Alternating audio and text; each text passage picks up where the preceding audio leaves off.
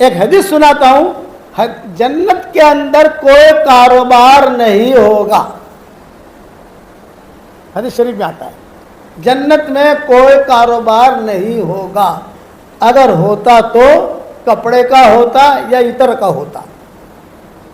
یہ حضور صلی اللہ علیہ وسلم فرماتے ہیں. تو مولانا سید خان صاحب رحمۃ اللہ علیہ ہمیں کہتے تھے, مولوی یونس, ان کے ناک میں بولتے تھے, مولوی یونس کاروبار اگر کرنا ہو تو سلف صالحین کا کاروبار کرو. تو میں ان سے پوچھتا تھا سلف صالحین کا کیا کاروبار ہے, تو کہتے تھے کپڑا, عطر اور پتھر. یہ پتھر جو ہوتے ہیں جو ایران سے آتے ہیں, عقیق ہو یا جو بھی ہو, یہ سلف صالحین کا کاروبار ہوتا تھا. تو میں نے کہا حضرت اس کے علاوہ کوئی کاروبار نہیں؟ بولے کہ یہی 3 کاروبار ہمارے اسلاف نے کیے. پھر مثالیں دیتے تھے, امام ابو حنیفہ کا کاروبار کپڑے کا تھا, عبداللہ بن مبارک کا کاروبار جو ہے کپڑے کا تھا, فلاں کا کاروبار عطر کا تھا, فلاں کا کاروبار جو ہے وہ عقیق ایران. اس لیے کہ جتنے بڑے بڑے گزرے ہیں یہ ایران میں ہی پیدا ہوئے. یہ ترمیز, بخارا, تاشقند, سمرقند, یہ ساری لائنیں ملی ہوئی ہیں. میرے سفر ہوئے وہاں, میں تو سب پٹری جانتا ہوں نا. جیسے اب میں جاننے لگا ویارا کہاں ہے, باڈولی کہاں ہے, پھر یہ تمہارا کیا نام ہے اس کا, والوڑ, یہ والوڑ کہاں ہے. اب نقشہ پتہ چلا نا, صورت یہاں ہے, بھڑوچ یہاں, یہ یہاں, یہ یہاں. تو میں اس جگہ کافی گھما ہوں. تو وہ سارے کے ساری پٹری کی, وہاں بڑے بڑے علماء پیدا ہوئے ہیں. تو وہ سارے کے سارے جو تجارت بھی کرتے تھے. تو عبداللہ بن مبارک کی کپڑے کی تجارت تھی. 6 مہینے تک ان کے کپڑے کی دکان بند رہتی تھی. یہود بہت رہتے تھے وہاں, اور آج بھی ایران کے اندر یہود بہت ہیں, آج بھی بہت ہیں. باقاعدہ سپورٹ کیا جاتا ہے وہاں ان کا. بہت کالونیاں بنی ہوئی ہیں ان کی, اور اس زمانے میں بھی تھے. تو عبداللہ بن مبارک رحمۃ اللہ علیہ کے کپڑے کی دکان بند ہوتی تھی. یہودیوں کی باندیاں اور غلام بند دکان کے سامنے لائن لگا کے کھڑے رہتے تھے.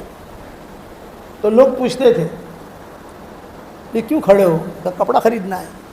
ارے یہ تو 5 مہینے میں بھی نہیں آئے گا, یہ پتہ نہیں کھولے کب کھولے گا, موڈ میں آئے گا تو کھولے گا, موڈ میں نہیں آئے گا تو نہیں کھولے گا. یہ تو بولے نہیں, ہمیں ہمارے سیٹھوں نے کہا ہے کپڑا اسی کی دکان سے خریدنا. بھائی کیونکہ سستا دیتا ہے, نہیں مہنگا دیتا ہے.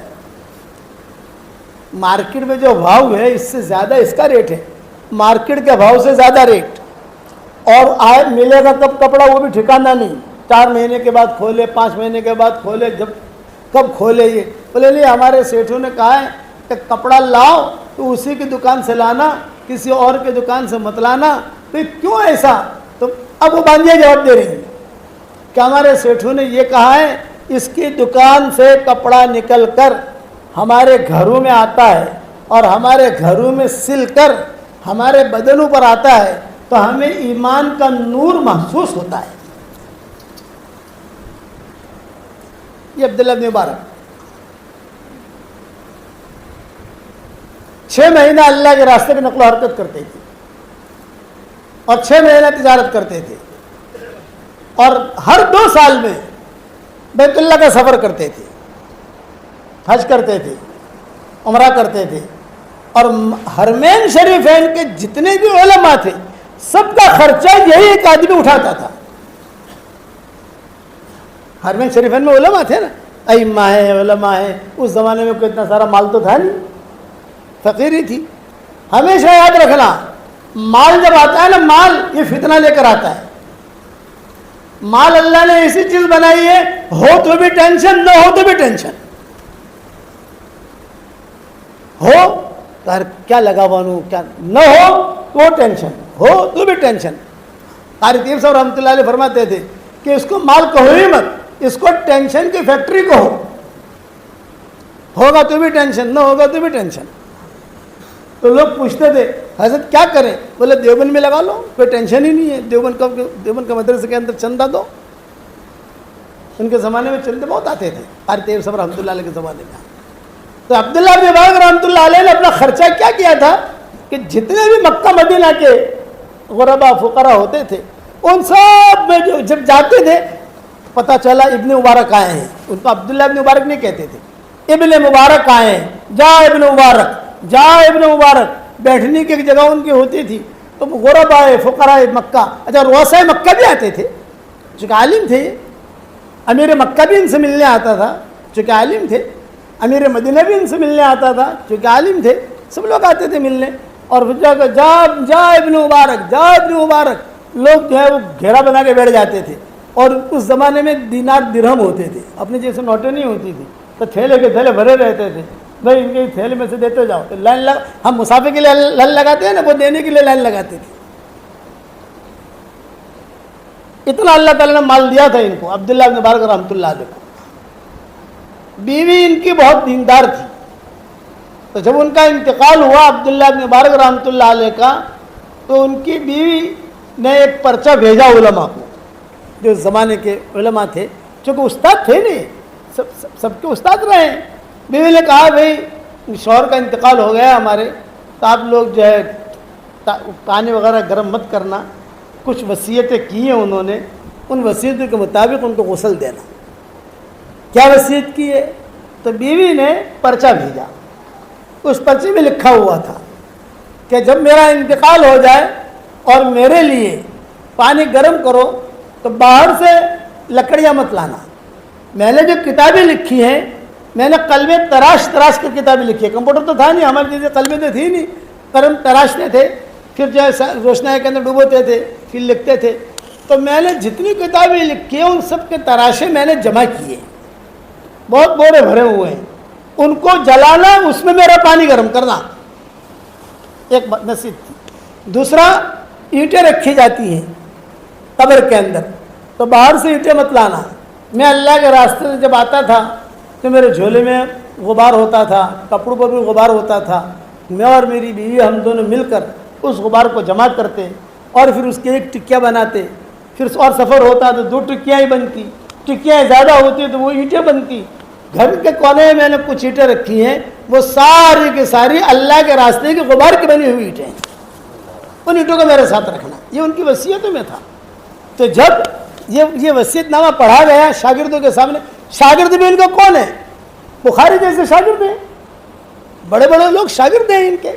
جب انہوں نے دیکھا کہ وہ ہمارا استاد اور یہ کر گیا کام، بولے گا ما عرفنا حقہ فی حیاتہ، ما عرفنا حقہ فی حیاتہ، ہم نے ہمارے استاد کو اس کی زندگی میں نہیں پہچانا یہ کون تھا۔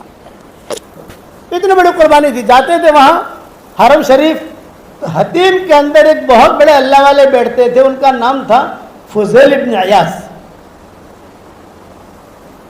مکہ مکرمہ میں سب سے زیادہ بزرگ وہ مانے جاتے تھے، حتیم میں بیٹھے رہتے تھے، ٹک لگا کر وہیں سونا، وہیں کھانا، وہیں پینا، قضاء حاجت کے لیے جانا ہو تو باہر چلے جاتے تھے، لیکن ان کا ٹھکانا وہاں کوئی بھی آوے دعا کے لیے نہیں آتا تھا۔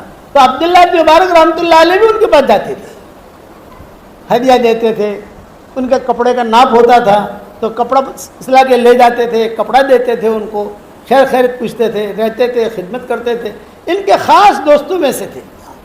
تو فضیل ابن عیاض رحمۃ اللہ علیہ نے ایک مرتبہ عبداللہ ابن مبارک رحمۃ اللہ علیہ سے کہا کہ عبداللہ ایک پرائیویٹ بات مجھے تجھ سے کرنی ہے، تمہارے شاگرد اگر، اس لیے کہ ان کے شاگرد بہت تھے ابن مبارک کے، تمہارے شاگرد اگر چلے جائیں تو میں تم سے اپنے دل کی بات کہوں۔ ابن مبارک نے اپنے شاگردوں کو کہہ دیا بھائی چلے جاؤ، اپنی اپنی جگہ چلے جاؤ۔ اب فضیل ابن عیاض نے کہا اللہ نے تجھے اتنا مال دیا ہے، بہت مال ہے تیرے پاس ماشاءاللہ، اور گھر کا ماحول بھی تیرا بنا ہوا ہے، تو یہ کیا کبھی کسی جگہ جاتا ہے، کبھی کسی جگہ جاتا ہے، کبھی گھوڑے پر بیٹھ کر کہاں اللہ کے راستے کی نقل و حرکت کر رہا ہے، کبھی کہاں کر رہا ہے، کبھی کہاں، تو بھی 6 مہینہ مکہ میں رہے، 6 مہینہ مدینہ میں رہے، زندگی گزار ٹھاٹ کے ساتھ، حرمین کی جو نیکیاں ہیں۔ یہ فضیل ابن عیاض نے عبداللہ ابن مبارک سے کہا، عبداللہ ابن مبارک کہنے لگے نام، ایک بات کا جواب نہیں دیا ابن مبارک نے، بڑے آدمی ہیں، بڑا گھر ہے نا، اور بڑے آدمی ہیں، سارا مکہ جڑا ہوا ہے ان سے، بس ایک ہی جملہ کہنے لگے اب دعا کرو ہمارے لیے، آؤ ہمارے لیے دعا کرو، آؤ ہمارے لیے دعا کرو، آؤ ہمارے لیے دعا کرو۔ پھر ابن مبارک جو اپنے علاقے میں آئے خراسان، جب وہ جاتے تھے تو شام کے راستے سے خراسان پہنچتے تھے، مکہ مکرمہ سے مدینہ منورہ سے، اچھا کسی کو اگر خراسان جانا ہے، شام جانا ہے تو مدینہ سے گزرنا پڑے گا، بغیر مدینہ منورہ سے گزرے آپ شام نہیں پہنچ سکتے، تو مکہ مکرمہ سے مدینہ منورہ آتے تھے، یہاں پر بھی اماموں پر خرچ کر کے، بیواؤں پر خرچ کر کے پھر نکلتے تھے، خیبر جاتے تھے، خیبر سے آگے بڑھتے تھے العلا، جو لیلا مجنون کا گاؤں ہے، العلا یہ لیلا مجنون کا گاؤں ہے، اب تو جو ہے چھوٹا امریکہ بن گیا، وہ اس کو بنا دیا۔ پھر اس کے بعد مدائن صالح آتا ہے، مدائن صالح جاتے تھے، صالح علیہ السلام کی اٹھنے کا جو قصہ ہوا تھا، پھر قوم عاد کا قصہ ہوا تو اس کے آگے وہ ہے، اس کے بعد تبوک ہے، اس کے بعد یہ جارڈن آ گیا، جارڈن کے بعد پھر یہ شام آ گیا، شام کے بعد جو ہے ترکی آ گیا، ترکی کے بعد داہنی طرف جاؤ تو یورپ آ گیا، بائیں طرف جاؤ تو یہ ایران اور خراسان اور افغانستان یہ آ گیا، کیونکہ ہم گھومے وہاں چلے اس لیے سارے رخ ہمیں معلوم ہے۔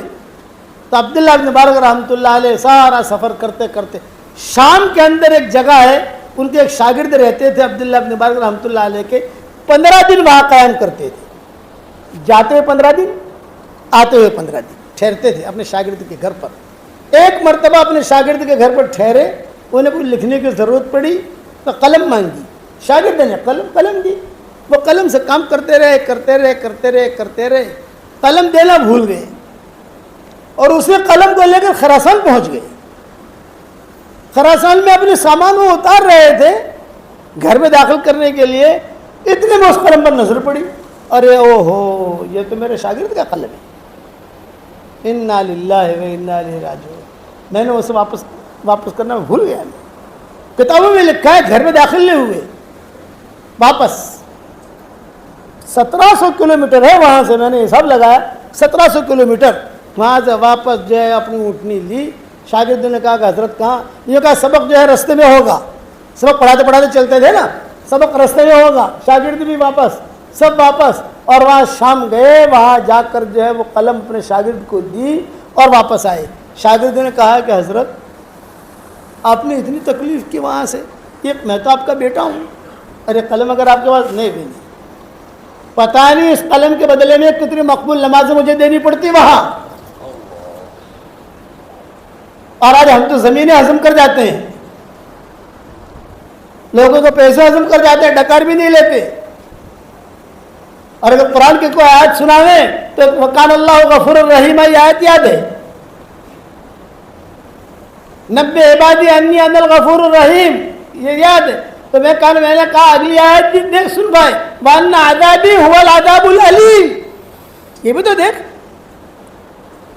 یہ ابن مبارک تھے، اتنا تقویٰ تھا ان کا۔